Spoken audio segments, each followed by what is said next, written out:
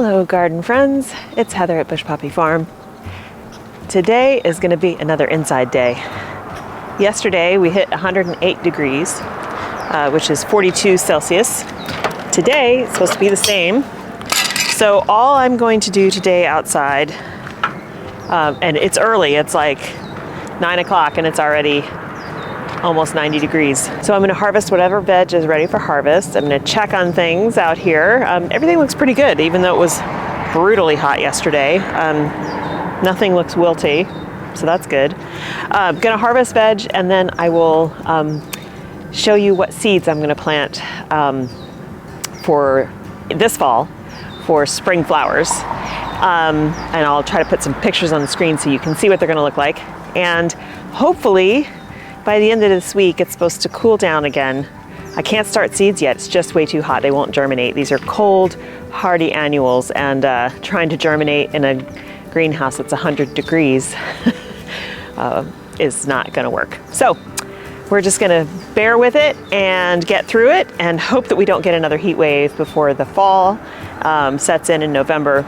So fingers crossed. Let's get to harvesting.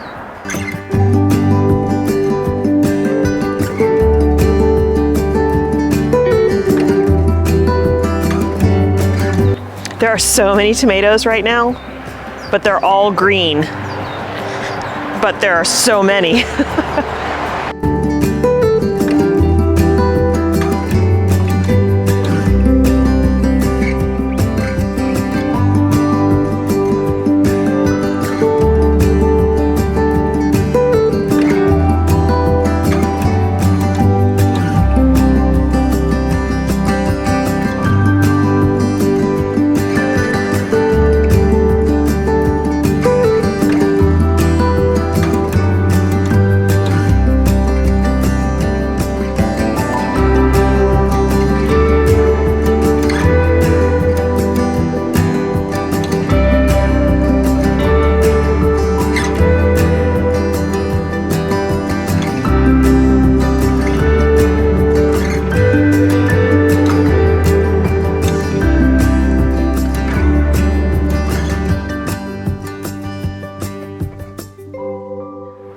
Look at this limelight millet.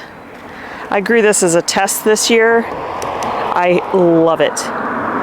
Will be growing more next year. Oh, it's so gorgeous. It's really pretty in bouquets and even larger arrangements. These marigolds still looking great. I can't wait to see what they produce. These are supposed to be the big, giant, like softball size marigold heads. So we'll see. Yep, and I gotta come through and harvest all of this beautiful statice for drying. And also that celosia, like I said. So pretty. That hot pink is gorgeous. I think I have some terracotta in there as well. Yeah, so tomorrow morning, when it's cooler, come in and harvest. All for drying. I cannot believe, so this statice, look, these are brand new. They haven't even started opening yet. These white ones. I planted this statice in October last year. It has produced this entire season nonstop, and this is a short 10-foot patch of statice. Just an amazing plant. So productive. I've gotten 5 or 6 cuts off of it, and so many pretty colors. Dries beautifully. Just really, really worth growing. You know, basil keeps on pumping through more and more stems, and look at this. Mahogany Splendor Hibiscus. Huge long stems on this. I will definitely be growing this again next year. This and the basil, so the really tall stems on that Aromato basil over there too. Wonderful for bouquets, smells amazing, but droops horribly. It wilts really badly. So I cut this the day before I need it. So if I'm going to be making deliveries on Tuesdays, I cut this on Sunday, and I sit it in hydration solution, and I just let it sit, and it will get super droopy, and then it picks back up. And so then the next day when I'm ready to start making bouquets, it looks perfect. That tip can work for a lot of flowers that you may grow or greenery that you may grow that wilts when you cut it. Put it in some sugar water, or if you have hydration solution or flower food, and give it some time. Basically, those stems really need time to soak up water, and as soon as they're cut, they dehydrate really quickly. So just give it some time. Don't assume that it's a lost cause. One other thing I wanted to show you, this is Sweet Annie, and I planted this in the fall as well. The most amazing smell. Citrusy, it's just amazing. This I also use for foliage, and because it makes bouquets smell amazing, and it's beautiful, it's very soft. But it's about to go to flower, and I've never seen it flower because I always cut it too soon. So I'm looking forward to seeing what it looks like. I have a feeling it's going to be very goldenrod-esque. I have a bunch of that sourdough coming soon to go out to the farm in different shades of gold and white.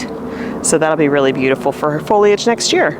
So I'm going to take my giant basket. I should have brought out my bigger basket. I didn't realize I've got a bunch of zucchini, a bunch of green beans, some tomatoes, and 2 cucumbers. So that was nice. And then my sweet potatoes that got totally chomped back to nothing by rats have come back. So it'll be really interesting to see. I have another bed of them over here. They also got chomped, the greenery all got chomped back. It's coming back. I don't know. I mean, I probably won't harvest these till November, early November, so that they can cure and we'll have them for Thanksgiving. But I hope that we get a bunch. I don't know about you, but I love sweet potatoes. Actually, my whole family does. So I'm hoping that I won't have to buy any this year, and there'll be plenty just from the garden. Okay, my youngest has a migraine today, probably from the intense heat yesterday. We were outside a lot with friends over for Labor Day celebrations. I'm gonna go check on him and see if he's gonna be able to go to school even though it's late. Sometimes his migraine medication doesn't help.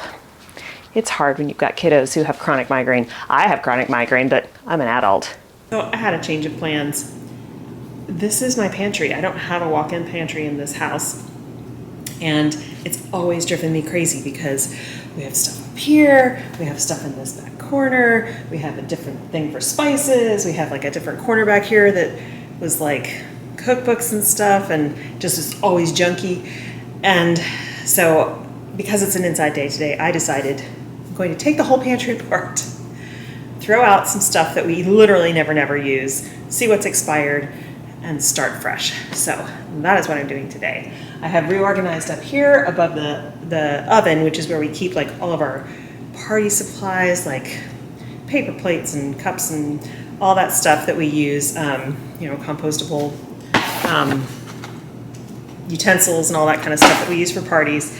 And reorganized it enough and got rid of enough stuff that now my husband can fit all of his biking water bottles up there. It was a big deal because there's like 7 of them. And I've reorganized this area over here and relocated all of my cookbooks to a shelf underneath all the plants that are on a bench, because we can easily get to them from here and it looks nice. And that leaves this space open for me for actual things that I use on an almost daily basis. I've just purchased, I haven't arrived yet, some nice glass canisters so I could put flour and stuff like that that I literally have to dig through cabinets every single day to use. So that's just ridiculous, not working anymore.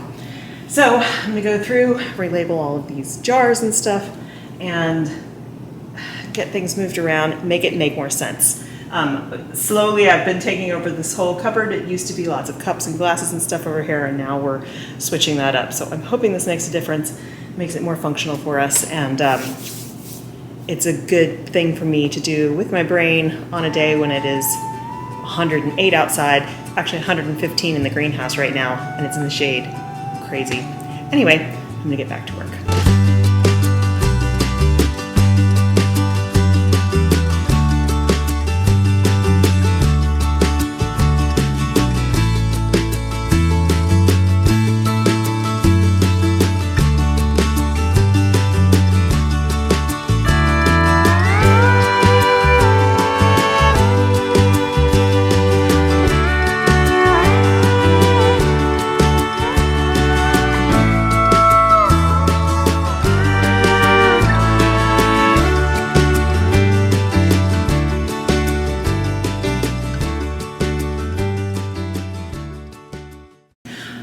So I feel like I actually made some progress. Take a look. Here is like all the rice and the pastas and things, and of course the one little piece of our cups that we use on a daily basis. We don't use our glass cups that much. We use those service tumblers because they can go anywhere. This is all canned goods, and that's jarred goods. So I think that that helps a whole lot. And then back here, where I used to have my cookbooks, once the canisters come, that's going to be all flours and sugar that I access daily. That's my stand mixer that I pull out when I need it, because you can't cook in this corner. It's very tight. So I'm feeling a little bit of relief having gotten that organized.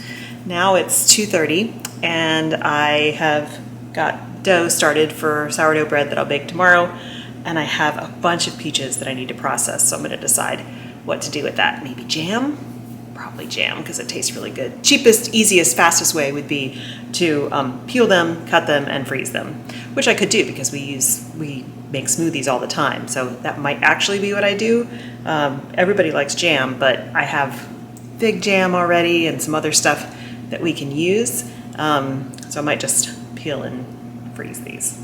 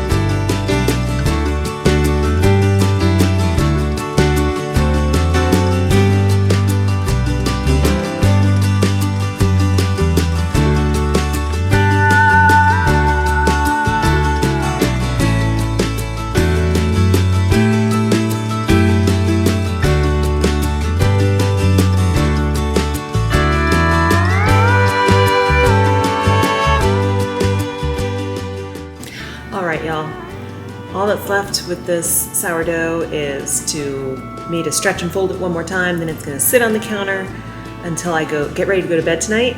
Then I'm going to flour it and do all that stuff and put it in the Banneton. And then in the morning, and I'll go in the fridge, and in the morning I'm going to bake it up. So thanks so much for hanging out with me today while I reorganized my whole kitchen and made some sourdough and lacto-fermented some green beans and froze some peaches, just all that kind of stuff. I hope you have a great time in your garden, and I will see you in the next one. Thanks so much. Bye.